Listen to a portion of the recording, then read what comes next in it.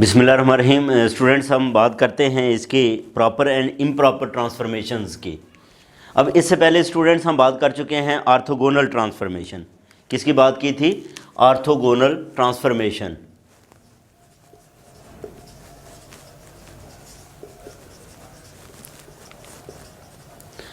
अच्छा, orthogonal transformation के लिए ये था कि डिटर्मिनेंट जो है वो किसके इक्वल था? Determinant of T is equal to ±1। इसका मतलब ये हुआ कि जितनी भी ट्रांसफॉर्मेशंस हैं उनकी दो क्लासेस जो हैं वो बनाई जा सकती हैं, उनको दो हिस्सों में जो है वो कन्वर्ट किया जा सकता है। तो all the coordinate transformations are divided into two classes. All the transformation equations, all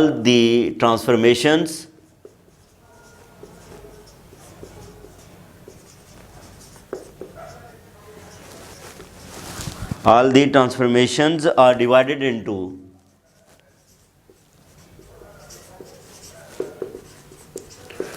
two classes। दो क्लासेस के अंदर जो है वो हम तमाम ट्रांसफॉर्मेशंस को जो है वो डिवाइड कर सकते हैं। ठीक है जी। अब डेफिनेटली एक क्लास में क्या होगा? एक क्लास में जो है वो डिटर्मिनेंट किसके इक्वल आएगा? Determinant is equal to 1। और दूसरे में क्या होगा? Determinant is equal to -1। अब अगर students determinant of T is equal to 1 है, ठीक है, ट्रांसफॉर्मेशन का डिटर्मिनेंट अगर जो है वो 1 के इक्वल है, तो इसको कहते हैं प्रॉपर ट्रांसफॉर्मेशन। Proper transformation. और अगर डिटर्मिनेंट किसके इक्वल है? -1 के इक्वल है, तो इसको कहते हैं इम्प्रॉपर ट्रांसफॉर्मेशन। ये क्या कहलाता है? इम्प्रॉपर जो है वो ट्रांसफॉर्मेशन कहलाता है। इसका मतलब ये हुआ कि हमारे पास जो है वो डिटर्मिनेंट टी 1 के इक्वल है तो वो प्रॉपर ट्रांसफॉर्मेशन है। डिटर्मिनेंट ऑफ टी जो है वो -1 के इक्वल है तो इसको क्या कहेंगे? इम्प्रॉपर जो है वो ट्रांसफॉर्मेशन जो है वो कहेंगे। अच्छा, अब प्रॉपर ट्रांसफॉर्मेशन के अंदर जो है वो क्या होता है? Under the proper transformation, under the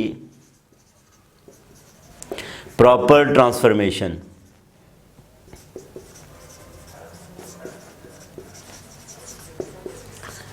right handed coordinate system remains right handed coordinate system. ठीक है, क्या होता है? Right handed coordinate system, right handed coordinate system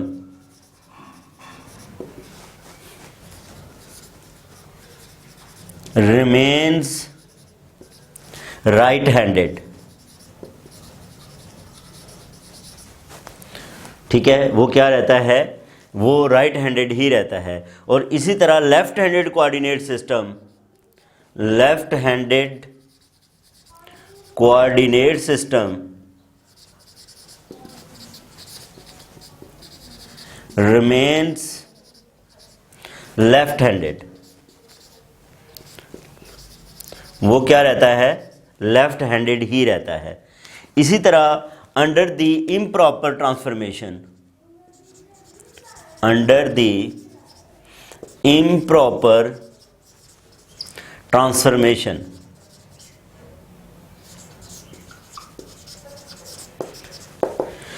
जब ट्रांसफॉर्मेशन जो है वो स्टूडेंट से इम्प्रॉपर होती है तो उसमें right handed coordinate system changed into left handed.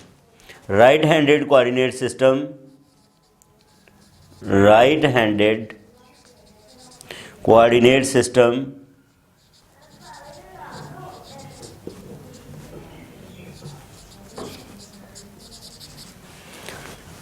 changed into left handed।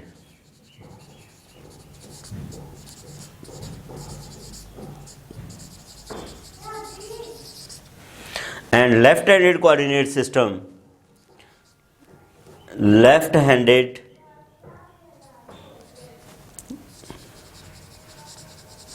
coordinate system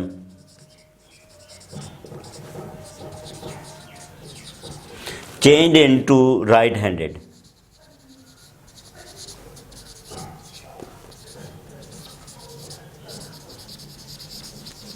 वो किस में चेंज हो जाता है, राइट हैंडेड के अंदर जो है वो चेंज हो जाता है। Left handed coordinate system is changed into right handed coordinate system. ठीक है जी। तो इसका मतलब ये हुआ कि ये हमारे पास जब प्रॉपर ट्रांसफॉर्मेशन है, क्या है, for proper transformation, for proper transformation,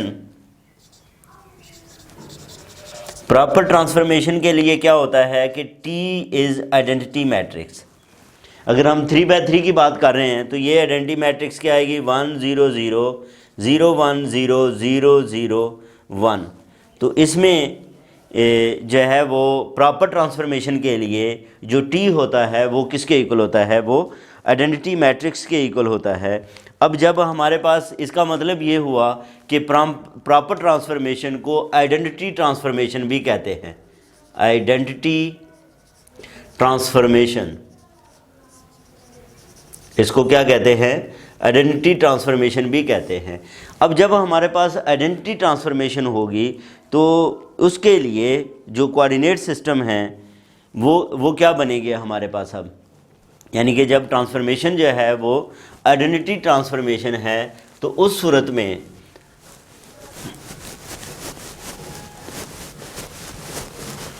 for identity transformation, for identity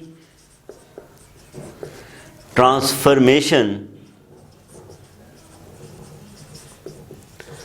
इसके लिए हम लिख सकते हैं कि जो हमारा नया सिस्टम है x1 प्राइम वो x1 के इक्वल होगा, x2 prime is equal to x2 and x3 prime is equal to x3।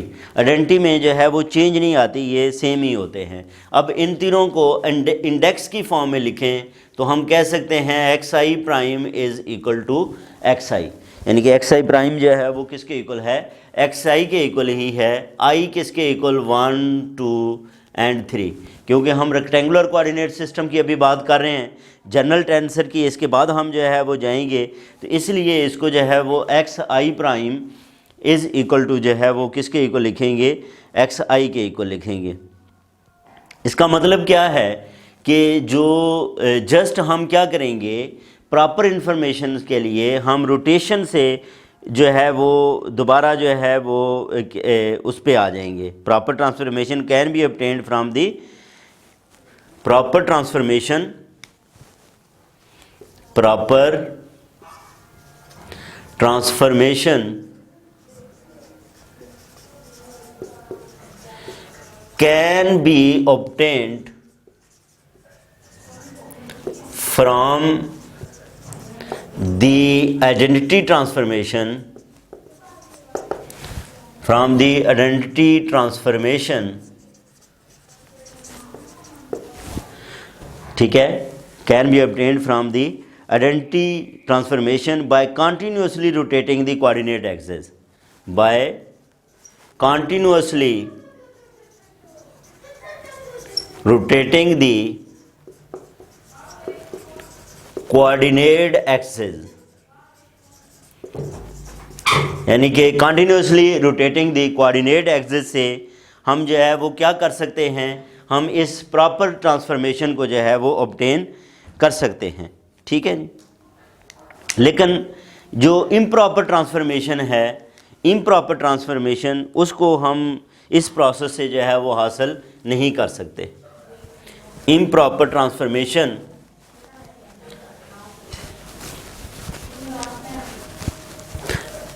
improper transformation, but improper transformation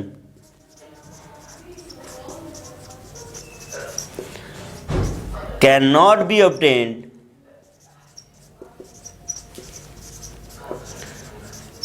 by the same process।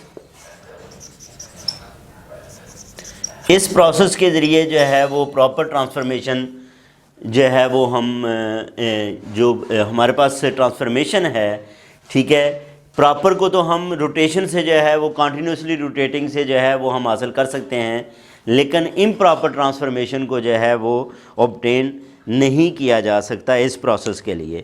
Improper transformation can be obtained from the identity transformation by two types of discontinuous और discrete operations.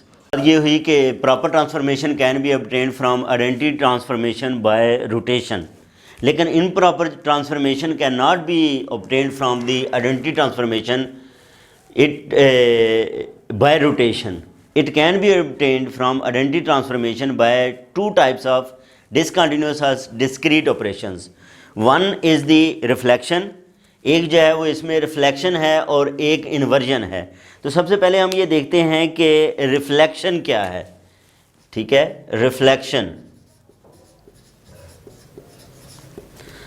अब reflection के अंदर students क्या होता है कि हमारे पास फ़र्ज़ करें ये कोऑर्डिनेट सिस्टम है। ये क्या है, हमारे पास कोऑर्डिनेट सिस्टम है।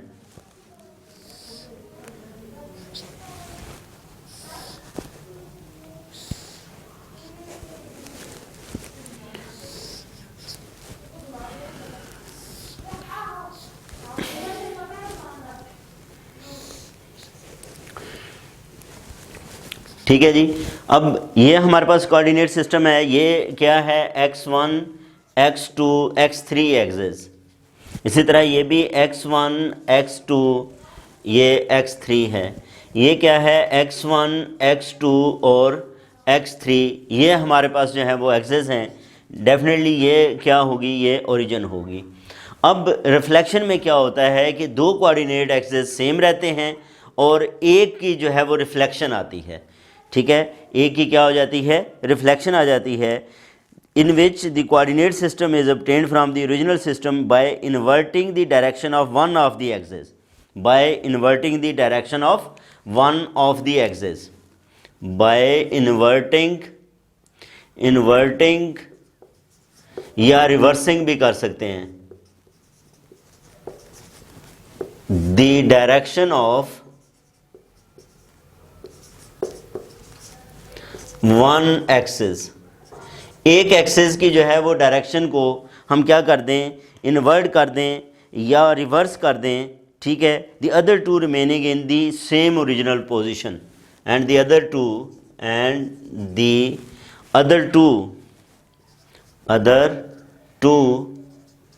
Remaining in the same original positions, यानी कि बाकी as shown in the figure. अब यहाँ पे ये देखें, हम फिगर में अगर शो करें, एक तो ये बात ध्यान में रखें स्टूडेंट्स कि ये जो डायरेक्शन है इसकी, ये बिल्कुल जो है वो आउटवर्ड डायरेक्शन है। अब इसके अपोजिट हम जो है वो क्या करेंगे, इनवर्ड डायरेक्शन ड्रा करेंगे और वो हमारा जो है वो क्या होगा, ये हमारा जो है वो आएगा x1 प्राइम। ये क्या आ जाएगा, x1 प्राइम। ये जो है वो x2 ही रहेगा, x2 प्राइम यही रहेगा, x3 प्राइम भी ये रहेगा, लेकिन x1 प्राइम जो है वो क्या हो जाएगा, उसकी हम रिफ्लेक्शन ले लेंगे, रिवर्स कर देंगे, इन्वर्ट कर देंगे। तो बाय इन्वर्टिंग और reversing the direction of one axis and the other two remaining in the same original positions. मसलन इसमें हम जो है वो क्या करते हैं, इसके ये जो एक्स एक्सिस के लिए किया है, अब हम जो है वो इधर x2 एक्सिस इसके लिए अगर हम बात करें तो इसकी जो है वो क्या आएगी, हमारे पास ये पोजीशन आएगी। ठीक है, और ये क्या है, ये x2 है, तो ये स्टूडेंट्स हमारे पास क्या आ जाएगा, x2 प्राइम आ जाएगा। फिर इसका मतलब x1 सेम रहेगा और x3 भी सेम रहेगा। फिर हमारे पास यहाँ पे x3 है, तो x3 की डायरेक्शन स्टूडेंट्स ये वाली आएगी इसके अपोजिट में, ये x3 प्राइम है। इसका मतलब ये x2 भी ऐसे ही रहेगा और x1 भी ऐसे ही रहेगा। तो ये हैं, ये हमारे पास स्टूडेंट्स रिफ्लेक्शन है। ये क्या है, ये रिफ्लेक्शन है। कि रिफ्लेक्शन के अंदर क्या है कि वन एक्सिस इज रिवर्स्ड और inverted and the other two axis remains in the same position. अब इस केस के अंदर जो ट्रांसफॉर्मेशन है वो क्या बनेगी, ठीक है जी। इस केस में जो ट्रांसफॉर्मेशंस आ रही हैं उनको अगर हम लिखें तो वो क्या लिखी जाएंगी,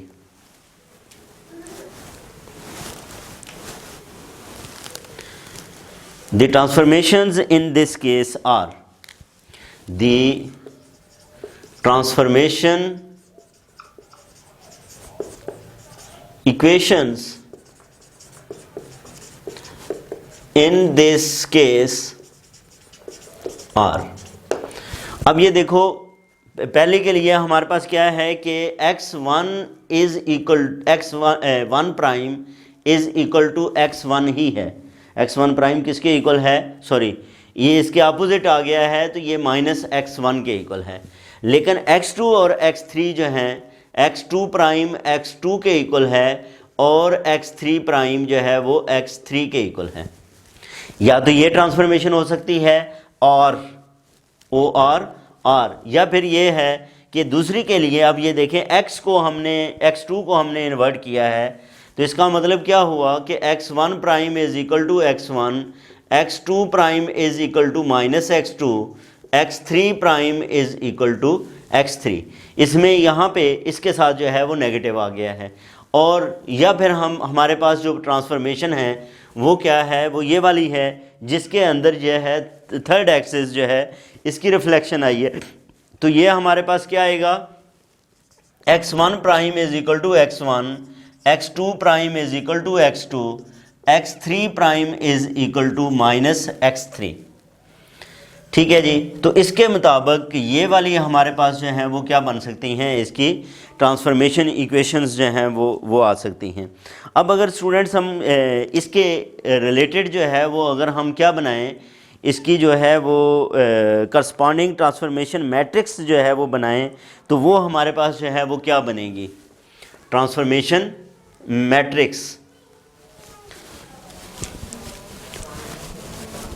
अब इसमें पहली जो है वो ट्रांसफॉर्मेशन इक्वेशन ये हमारे पास आएगी, इस पहले के मुताबिक लिखें तो इसमें चेंज आया है, बाकी में कोई चेंज नहीं है, तो इसकी जो ट्रांसफॉर्मेशन इक्वेशन है वो ये वाली बनेगी। या दूसरी के लिए अगर आप ट्रांसफॉर्मेशन मैट्रिक्स लिखें, the corresponding transformation matrix T, the corresponding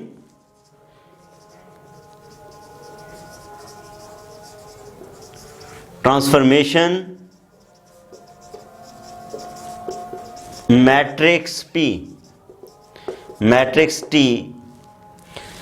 अच्छा, अब दूसरे के लिए अगर आप लिखें तो 1 0 0 0 माइनस 1 0 0 0 1 ये आएगी। या इसके हवाले से मैट्रिक्स आप लिखें तो क्या लिखा जाएगा, 1 0 0 0 1 0 0 0 माइनस 1।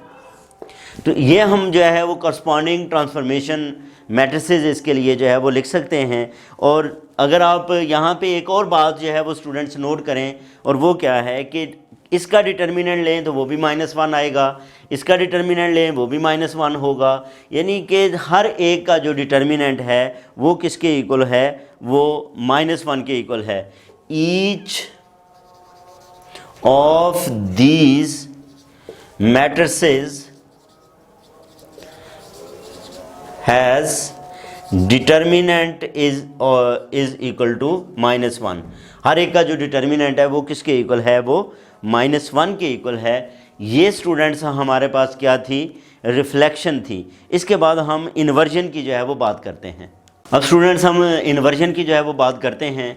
सबसे पहले हमने जो रिफ्लेक्शन की बात की उसमें हमने दो एक्सिस को जो है वो फिक्स रखा और एक एक्सिस को इन्वर्ट किया या उसको रिवर्स किया। लेकिन अगर तमाम एक्सिस को जो है वो अगर जो है वो इन्वर्स कर दिया जाए, रिवर्स कर दिया जाए, इन्वर्ट कर दिया जाए तो उसको इन्वर्जन कहते हैं। उसको क्या कहते हैं, इन्वर्जन। तो इसका मतलब ये है कि this is the operation, this is the operation in which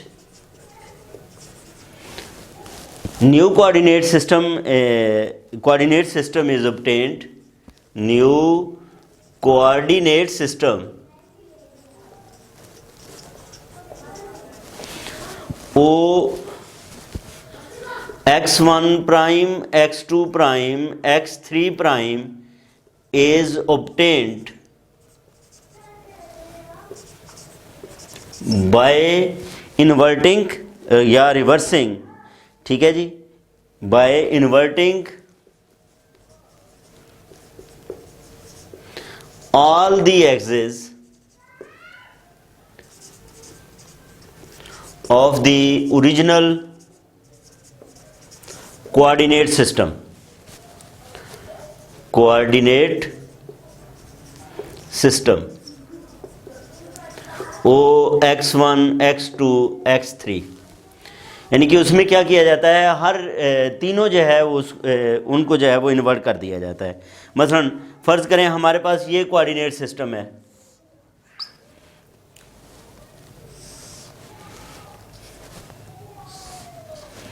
x1 x2 और x3, ये O है हमारे पास। अब अगर हम ये करें कि ये देखें x1 के लिए हमारे पास ये आउटवर्ड है तो डायरेक्शन इसकी क्या आएगी, इनवर्ड, तो इसके लिए हम x1 प्राइम, इसी तरह x2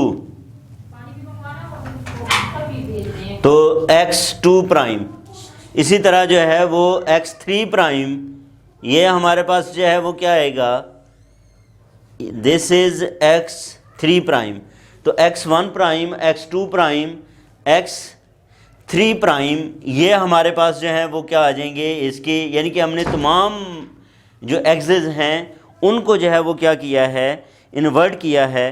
तो इस तरह जो है वो हमारे पास ये इन्वर्जन कहलाती है। इस केस के अंदर ट्रांसफॉर्मेशन इक्वेशंस क्या होंगी, the transformation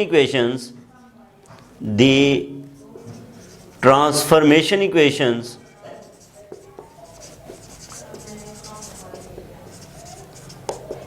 in this case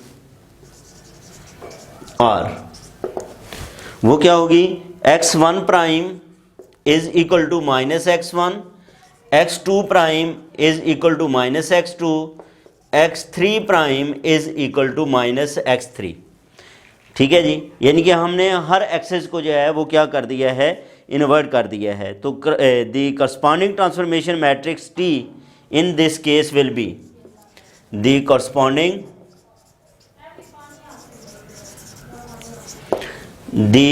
corresponding transformation matrix T, transformation matrix T is written as, मतलब T जो है वो किसके इक्वल आएगा, -1 0 0 0 -1 0 0 0 -1, तो ये हमारे पास जो है वो क्या आएगी स्टूडेंट्स, ट्रांसफॉर्मेशन मैट्रिक्स आएगी। अब इसमें इसके लिए जो है वो हमारे पास डिटर्मिनेंट वो भी किसके इक्वल आएगा, वो -1 के इक्वल है। For each of these matrices determinant of T is equal to, for each of these matrices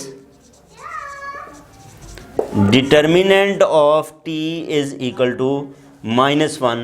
तो ये था स्टूडेंट्स हमारे पास जो प्रॉपर एंड इम्प्रॉपर ट्रांसफॉर्मेशंस थी। अब इसके बाद जो है वो नेक्स्ट हमारे पास ट्रांसफॉर्मेशन इक्वेशंस आएंगी, वो नेक्स्ट वीडियो के अंदर हम डिस्कस करेंगे। अपना ख्याल रखें, अल्लाह हाफिज़।